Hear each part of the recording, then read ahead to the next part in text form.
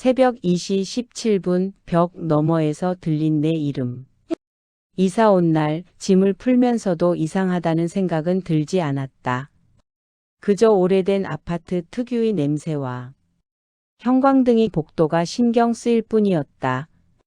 문을 닫고 불을 끄자 집은 갑자기 너무 조용해졌다. 귀가 울릴 만큼의 정적이었다. 잠들었을 무렵 정확히 새벽 2시 17분. 민수야. 눈은 감겨 있는데 몸이 전혀 움직이지 않았다. 꿈이라고 생각했지만 그 목소리는 너무 또렷했다. 민수야. 벽 너머에서 아주 낮게 들려왔다. 나는 숨을 죽인 채 이불 속에서 귀만 기울였다. 심장은 미친 듯이 뛰고 있었는데 이상하게도 그 목소리엔 분노도 위협도 없었다. 그날 밤 이후 그 소리는 하루도 빠짐없이 같은 시간에 들렸다. 그리고 나는 알게 되었다. 이 집에는 나 말고도 누군가 깨어 있다는 걸. 현관 안쪽으로 이어진 발자국. 비가 쏟아지던 아침이었다. 출근하려고 현관문을 여는 순간 나는 그대로 굳어버렸다. 문 앞 바닥에 젖은 발자국이 두 줄로 남아 있었다. 하나는 분명 내 신발 자국.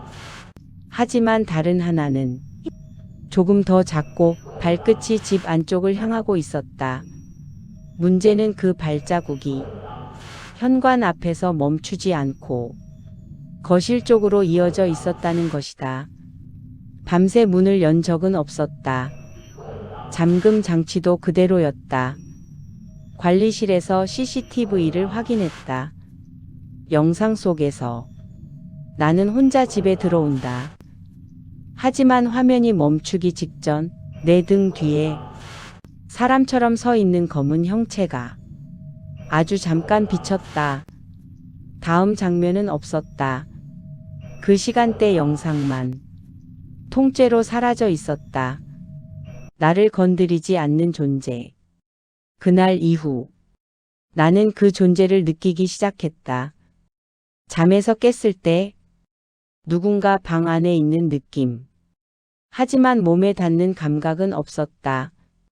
대신 컵의 위치가 바뀌어 있고 의자가 벽 쪽으로 밀려 있고 열려있던 창문이 닫혀 있었다.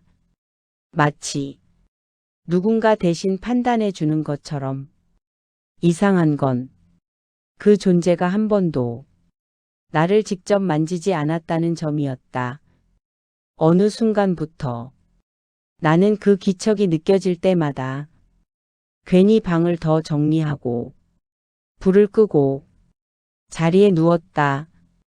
그건 공포라기보다는 감시받는 느낌에 가까웠다. 같은 층 남자의 추락. 같은 층에는 술만 마시면 고함을 치는 남자가 있었다. 새벽마다 벽을 차고 복도를 어슬렁거렸다. 어느 날 새벽 그 남자가 계단에서 굴러 떨어졌다. 그날 밤 처음으로 목소리가 분명하게 들렸다. 오늘은 나가지 마. 그 말에 나는 현관 앞에서 멈춰섰다. 이유도 설명도 없었다. 다음 날 알았다. 그 남자가 떨어진 시간이 바로 내가 평소 출근하던 시간이었다는 걸. 그날 처음으로 그 존재가 나를 해치려는 게 아닐지도 모른다고 생각했다. 문 앞에서 들린 두 개의 숨소리. 늦은 밤 초인종이 울렸다. 민수 씨 잠깐만 문 열어주세요. 같은 층 이웃의 목소리였다. 하지만 이상했다. 그 사람은 이미 병원에 입원해 있었다. 문 손잡이를 잡는 순간 현관 안쪽에서 느껴졌다. 누군가 문 앞에 서 있는 느낌. 등 뒤에서 낮게 속삭이는 소리. 열지 마. 그날 밤 문 밖에서는 한참 동안 사람의 숨소리가 들렸다.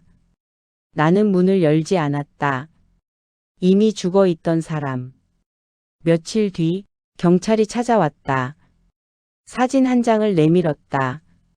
이 사람 최근에 보신 적 있습니까? 사진 속 인물은 분명히 그날 밤 초인종을 누르던 얼굴이었다.